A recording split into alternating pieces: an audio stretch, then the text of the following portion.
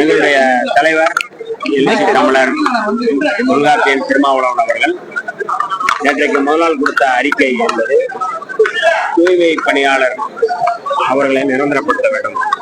தனியாருக்கு அதை விடக்கூடாது, டெண்டர் விடக்கூடாது, தனியார் மயப்படுத்தக்கூடாது. இந்த அறிக்கையை வைத்துதான் நீங்க சொல்ற சட்டமன்ற உறுப்பினர் இந்த மாதிரியான ஒரு கேள்வி, அதாவது விமர்சனம் செய்தார். அதாவது எங்களுடைய தலைவரை விமர்சனம் செய்வதற்கு அடிப்படையான காரணம் நேற்றைக்கு முதல் நாள் எங்களுடைய தலைவர் கொடுத்த அறிக்கை. அந்த அறிக்கையை ஏற்றுக்கொண்டு மாண்புமிகு முதல்வர் அவர்கள் தூய்மை பணியாளர் தனியார் மயப்படுத்துவதை நிறுத்தி இருக்கிறார்கள். அதாவது எங்களுடைய கோரிக்கையை மாண்புமிகு முதல்வர் அவர்கள் ஏற்றிருக்கிறார்கள். அதற்கு முதலில் நான் மாண்புமிகு முதல்வர் அவர்களுக்கு விடுதலை சிறுத்தைகளின் சார்பில் நான் நன்றியை தெரிவித்துக் கொள்கின்றேன்.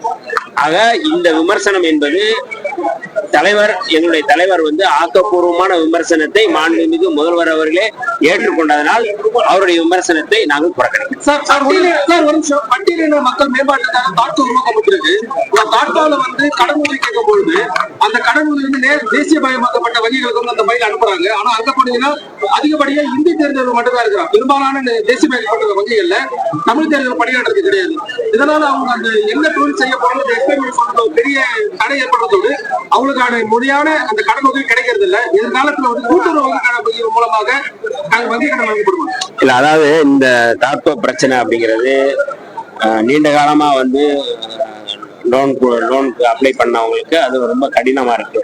அவன் லோன் கிடைப்பதற்கு என்ன மாதிரியான எளிமைப்படுத்துவது, தாட்கோ விண்ணப்பித்த அத்தனை பேருக்குமே எளிதில் கிடைக்கக்கூடிய வகையில, இன்னும் கூடுதலா எவ்வளவு விரைவில் கிடைக்கக்கூடிய வகையில நாங்க அதை ஒரு செயல் திட்டமா கொண்டு வந்திருக்கோம். அது விரைவில் நாங்கள் அறிவிப்போம். தாட்கோ இனிமே எல்லோருக்குமான விரைவில் அந்த லோன் கிடைப்பதற்கான வசதி வாய்ப்புகள் நாங்கள்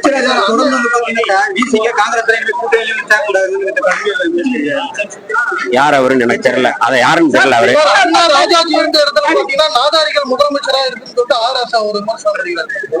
அதான் ஏற்கனவே ஆராசா அவர்கள்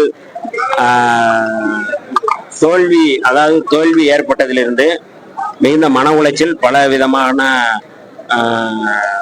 உளறல்களை அவர் செய்து வருகிறார். அது ஒண்ணு.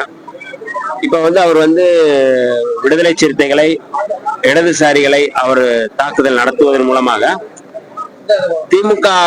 திமுக என்கின்ற அந்த பேரியக்கத்தை பாஜகவோடு அல்லது பாஜக பாதையில் அவர் இழுத்து செல்கிறாரோ என்கின்ற ஐயம் எனக்கு எழுகின்றது. ஒரு திராவிட இயக்கம், திராவிட கொள்கைகளை அழுத்தமாக வலிமையாக பேசி வருகின்ற இயக்கம் விடுதலை சிறுத்தைகள் இயக்கம், இடதுசாரி இயக்கம். இந்த திராவிட கொள்கையை ஏற்றுக்கொண்டு புரட்சியாளர் அம்பேத்கர், தந்தை பெரியார் அவருடைய கொள்கையோடு செயல்பட்டு கொண்டிருக்கின்ற விடுதலை சிறுத்தைகளை அவர் விமர்சிப்பதன் மூலமாக அல்லது விடுதலை சிறுத்தைகள் மீது அவதூறு கொட்டுவதன் மூலமாக அவர் என்ன சொல்ல வருகிறார், அதை நம்ம கேட்கிறோம். அப்ப விடுதலை சிறுத்தைகளையும் இடதுசாரிகளையும் அவர் விமர்சிப்பதன் மூலமாக அவர் பாஜக பக்கம் இழுத்து போவதற்கு, திமுக இழுத்து போவதற்கு முயற்சிக்கிறாரா என்கின்ற ஐயம் எழுகின்றது. அந்த பின்னணியில் தான் அவர் எங்களை விமர்சனம் செய்கிறாரே ஒழிய வேற காரணம் இருப்பதாக நான் தெரியவில்லை.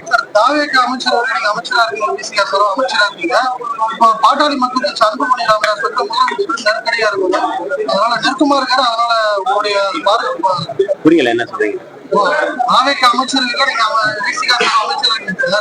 பாட்டாளி மக்கள்